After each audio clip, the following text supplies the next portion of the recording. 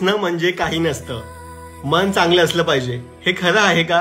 पण रियालिटीमध्ये सत्य काही वेगळंच आहे.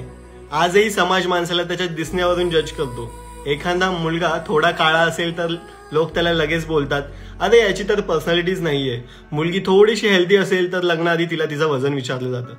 आपण वरून बोलतो कॅरेक्टर महत्वाचं, मन चांगलं हवं. पण ट्रूथ म्हणजे लग्नासाठी पहिल्यांदा आपण बायोडाटा फोटो पाहूनच हो किंवा नाही म्हणतो.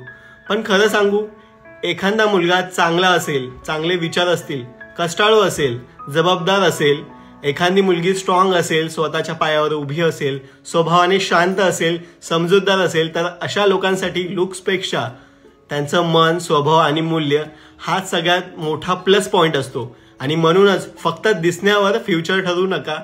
लग्न टिकतं ते लुक्सवर नाही, व्हॅल्यूजवर. कारण लुक्स काही दिवसांनी फेड होऊ शकतात, पण व्हॅल्यूज नाही.